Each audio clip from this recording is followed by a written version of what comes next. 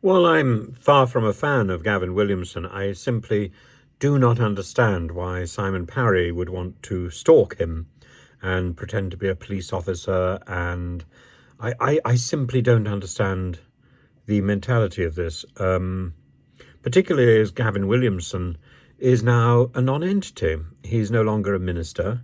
He's no longer a chief whip. He has been pretty firmly disgraced and thrown out of office on more than one occasion. And I'm sure he has some sort of influence in a backroom way. But that's what he is. He's a backroom boy. And I don't understand why somebody would be so obsessed. But people's obsession can go in so many different directions. In the same way that that I would hold acting ministers and those ex-ministers who retain a public profile responsible for the foolishness of their office. The moment that office is over, the moment that public profile is jettisoned, I think one should frankly leave them alone. One should transfer one's interest to the people who have taken over from them. In the case of Nadine Dorries, the moment she actually leaves Parliament, I think that will be it. And, will I even bother reading her books, the trash she produces? Well, I might. If she finally ends up producing the biography of Boris, I might be very interested to read it, because if that is as racy as some of her Four Roads books, that might be an entertaining page turner. Whether it will be factual or not, I don't know. But she doesn't really seem capable of stringing together a coherent sentence without some sort of smut going on. But I salute that in a strange way. I salute that.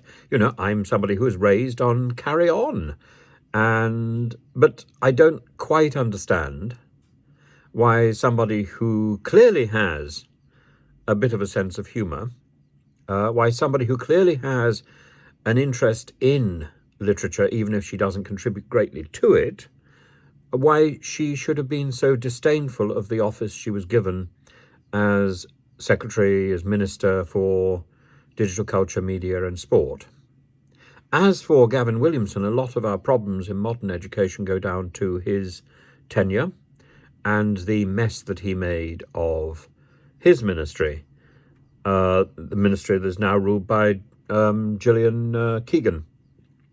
But you wouldn't know it because she hardly ever gets seen in public.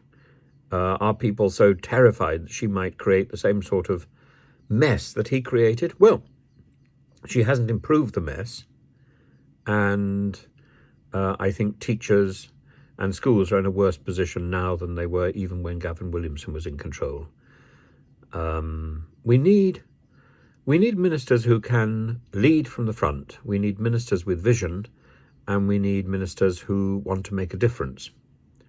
And ideally, I think we need to stop this idea that ministers should be given any job. Any job around the cabinet table is a good job. No, ministers with a particular interest in education should be given an opportunity to do education, because otherwise we're never going to get any improvement. Similarly with the arts. I simply do not understand why we are in such a mess and why we are at such a standstill in our ministerial life. It doesn't matter whether it's Conservative Labour or the Conservative Pact. It doesn't seem to matter. We are in a mess and nothing is happening.